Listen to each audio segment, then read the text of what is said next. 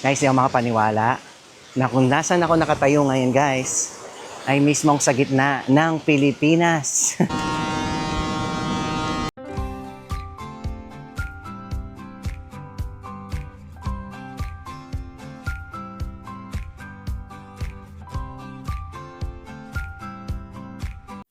Alright guys, nandito tayo sa ating pinramis na pupuntahan, ang Heart of the Philippines, yung Luzon Datum or Luzon Datum. Ito siya guys.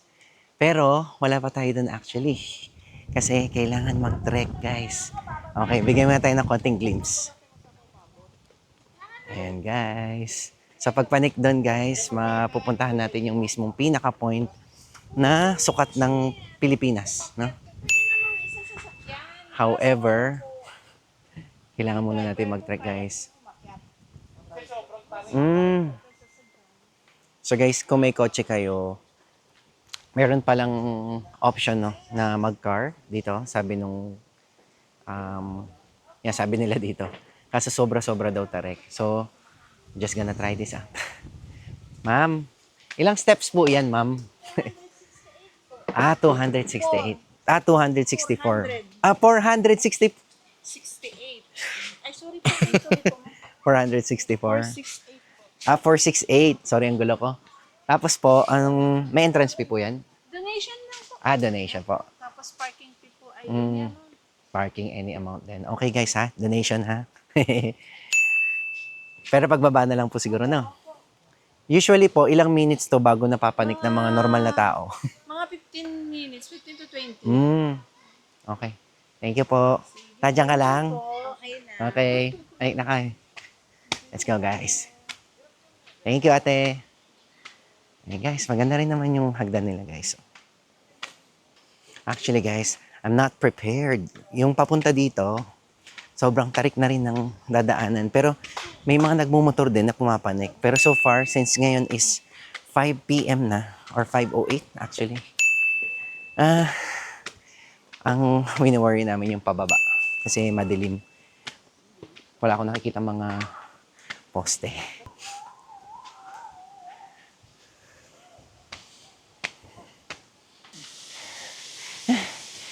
Ay, isang ganda agad oh. Sarap ng hangin dito. Preskong presko. Konting loop. Maya-maya guys.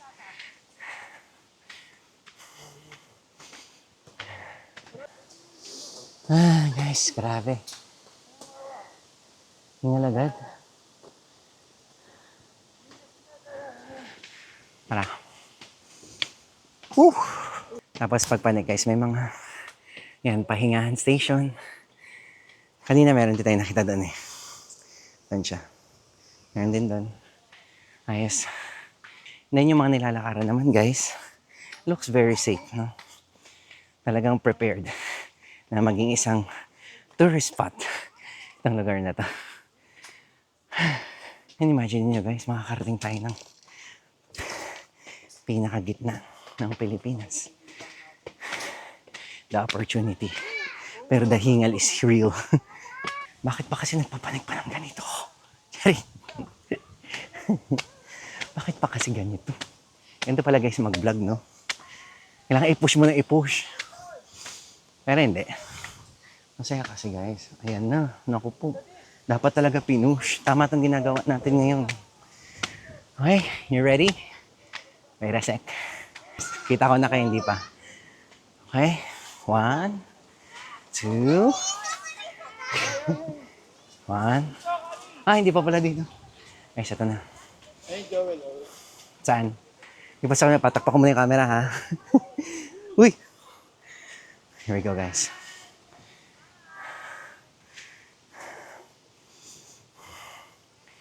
Luzon, datum of 1911. Let's read muna, guys.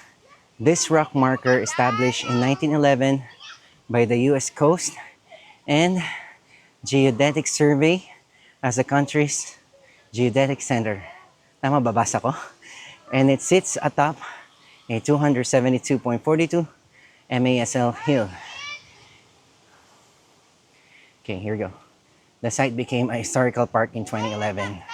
offering a near 360-degree view of Tayabas Bay, Mompong Pass, and Tabla Street. Guys, you ready for it? Ang ganda. Taas natin. Kaya nga eh, ingat lang. Maganda ba, Kyler? Ganda. George, pinaka, Mm. yun yung pinaka-sentro, yun yung mohon. Mohon ng tawag, ano? Yung sa mga lupa na parking na. Okay, okay. Siya, guys. And, ito na talaga ang heart. Ito yung legit na heart, no?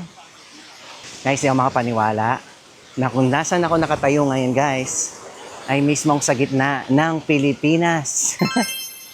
Can you imagine, guys? Ito mismo, guys, ang gitna ng Pilipinas. Ayan.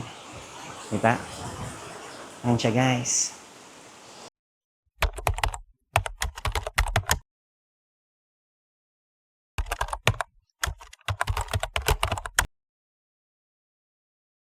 And fun fact, sa nabasa ko, itong Luzon Datum ng 1911, so in short, 1911 siya talaga na itayo, no?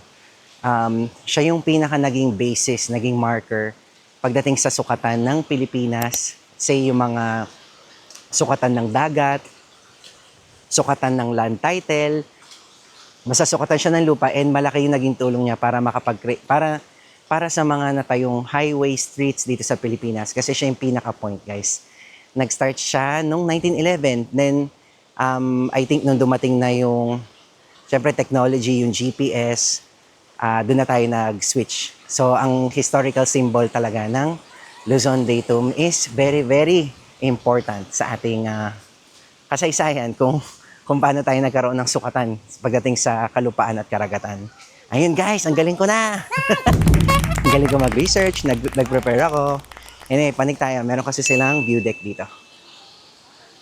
Dito ang north ng Pilipinas, guys. Yan. East. Dito ang east ng Pilipinas. South. And okay, quiz muna tayo. Ano yung M? Ano? Hindi siya M. W pala, guys. West. Ganda na entrance. Prepared na prepared, guys, ang Marinduque pagdating dito sa Luzon deck, no? Talagang minake sure nila, guys, na maganda ang view deck itong part na to. Na talagang dapat nyo, guys, mapuntahan kung pupunta kayo ng Marinduque. Here we go. With me. Hi.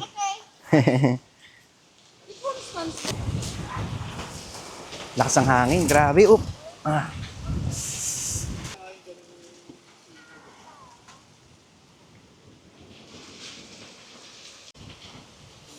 Guys, kung nasan man kayo, kung nasa north, east, south, west, ako, guys, nandito sa mismong gitna ng Pilipinas. Okay. Ang swerte natin at ma-witness natin yon and experience. I would suggest, guys, kung pupunta kayo dito, kasi kami dumating 5 p.m. or mga 5:10 p.m. Siguro mga ang 4:30. Tapos yung bala, yung pinanik yung mga hagdan, guys, only took us like around 15 minutes lang naman. So, laban na laban pa rin. Ay, sorry po, okay lang. Unbelievable. Sa laki ng Pilipinas, sa dami ng lugar, probinsya, yung makatayo ka dun sa mismong gitna ng Pilipinas. Sobrang unbelievable. So yan, from here, magdidilim na rin, guys, kasi 6 p.m. So baka hindi ko na kayo, guys, masama kasi nga madilim na rin yung dadaanan mamaya. And dito ko naman siguro end yung vlog. Thank you very much, guys, for watching. Sana nag-enjoy kayo sa aming family trip. Ayan, sa mga hindi pa nakakapag-subscribe, subscribe kayo, guys. Malaking bagay para sa akin yan. Yung subscribe button nandyan lang yan sa baba ng screen. Okay? Thank you very much, and I hope to see you guys on our next video. So tomorrow, day 3 pa natin sa Marinduque. Pupunta tayo. Bye-bye.